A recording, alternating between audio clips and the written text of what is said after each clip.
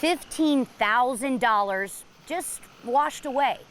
That's what it took to rebuild most of this bridge after storms took it downstream last week. Just days later, it happened yet again. The Board of Education steps foot in this room and makes decisions on whether or not to cut 350 jobs within the district. I want to show you out here too. There's still hundreds of people. Today, that tradition ended in an instant. Employees arrived this morning to open the doors, but found out that they would be closing for good. Some of the things they keep chanting, I'm just going to repeat some of those to you. We won't go back. We have pride, and this is what democracy looks like. You've probably seen one of these in the past week if you've made it out anywhere in the Triad. This big lump of ice and snow just stacked up in a parking lot. Today, police say he was doused with a flammable liquid while inside. He came out and was lit on fire. And I'm actually gonna step out of the way and we're gonna zoom in and just show you what's going on here. Again, there are multiple responding agencies. There is some sort of utility truck. We have not been able to confirm who that utility truck is with. There is even, if you can see it, a boot on the ground over there. Again, we have not been able to confirm the number of fatalities, but we do know that this has been a fatal day here in Eden. I actually have one here up close and personal for you to take a look at, just further proving that these creepy looking bugs won't actually hurt you. They're all protesting the same thing. ICE and how they conduct what they do throughout the nation, as well as bringing justice and attention to Renee Good's name, the woman who was shot by ICE just yesterday in Minnesota. But I want you guys to keep walking with me. Take a look at this. This is an App State parking garage, and this right here is a seating area. The heavy rains caused so much flooding that it completely washed away these bricks, leaving this area a complete mess. There's no missing this large pile of debris that sits behind me, which is actually merchandise from shops that are here in downtown Lansing. All of this stuff has been completely destroyed and rendered useless by Helene. If you take a look, you can see the marks left behind by the burnout of Cletus McFarland for his friend Greg Biffle here in downtown Mooresville. Former President Donald Trump is making his rounds across the state of North Carolina today. First, he made a stop in Asheville after touring areas destroyed by Helene. Then he made his way across the state all the way to Greenville, where he held a rally. Now tonight, he is expected to land in Concord, where he will meet with faith leaders. Presidential candidate Kamala Harris is on her way to Greensboro, and the people behind me sure know about it. She wrapped up in Charlotte not even 30 minutes ago. One specializing in produce, like watermelons, and the other in livestock, like goats. Both say they've dealt with their fair share of issues in this wetter than usual summer weather. I'm actually here with two Greensboro College students, Jacqueline and Sydney, and we're about to show you how to have some more fun in this snow. Let's go, ladies. Woo!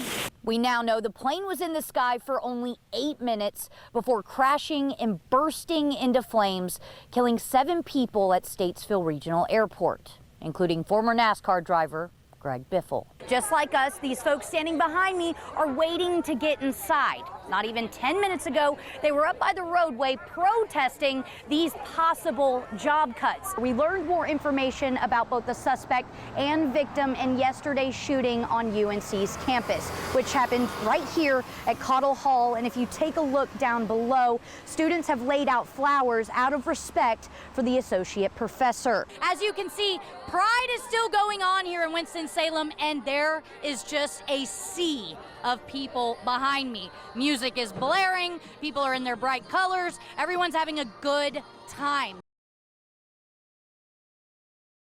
Daniel Profit had just poured his morning cup of coffee inside the K&W he manages when the news broke that his store was closing for good.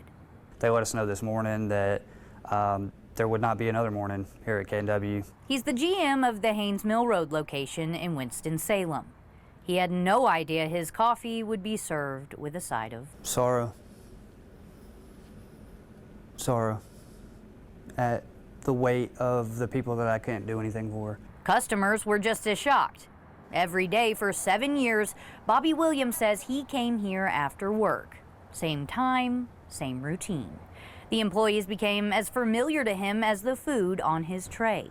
I talk to the ladies here every time. They joke with me. They're so nice and everything. One of those ladies being Emma Kendall, who spent more than 3 decades behind the line.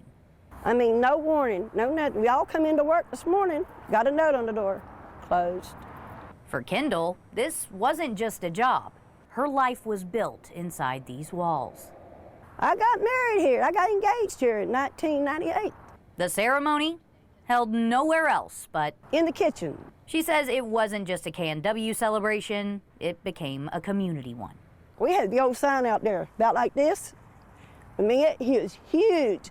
And it says, come to a wedding here at KNW. And this place was packed. Now she and countless others who've dedicated years to KNW have no idea what's next.